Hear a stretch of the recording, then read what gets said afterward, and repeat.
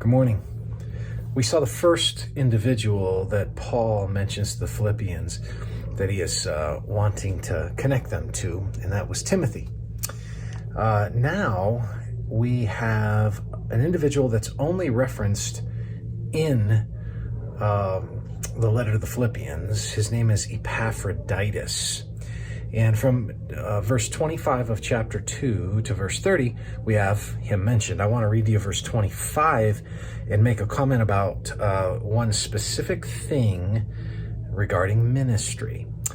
I have thought it necessary to send to you Epaphroditus, my brother and fellow worker and fellow soldier, and your messenger and minister to my need. Well, Epaphroditus is going back and forth between Paul and the Philippians.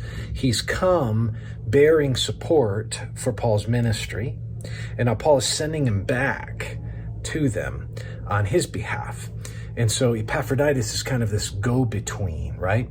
Well, he describes him as my brother, my fellow worker, my fellow soldier, your messenger and minister to my need. You get those 5 things, right? I want to focus on this fellow worker language. In Paul's epistles, 11 times he refers to somebody as a fellow worker. The phrase is also used in one of John's epistles as well. John's epistles, I think it's 3 John, verse 8, uses this fellow worker statement. When you do ministry is most effective when you're doing it with someone. Mission has its own way of giving birth to community. We've talked about that before in these Thoughts for the Days. But collaboration is an important idea. Collaboration can happen a lot of different ways. When I prepare a sermon, even if I talk over the sermon with no one, I'm collaborating because I'm reading literature written by other people who have reflected on the text. I'm reading literature that other people have written that might reflect on themes that emerge from the text. And it forms its own kind of historical sometimes it's dead people, sometimes it's people who are alive, but it's a kind of literary collaboration that's taking place. So collaboration is important.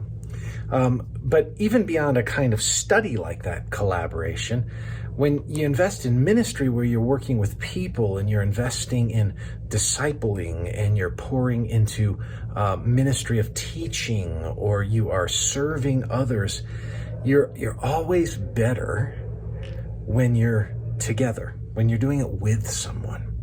Because people bring together different gifts that you might not have. They bring perspectives you might not have. They bring information you might not have. They have stories that you don't have. There's varied connecting points that can be utilized in the context of ministry. So don't be a lone soldier. Paul was not a lone soldier. He has a band of people that he surrounds himself with, his missionary band. They're one of the first kind of what's called in church history and in missiology a sodality, a kind of second-level commitment out of the church that bands together to do ministry, kind of like the monastics were a sodality. Mission societies today are a sodality. Schools like that can be a sodality. They're almost parachurch kind of agencies. And that's what you have here with Paul. And he's identifying his collaboration with Epaphroditus as a fellow worker. So you're better with others. You're better together. Get with people to do ministry. Collaborate for the sake of the kingdom. Take care.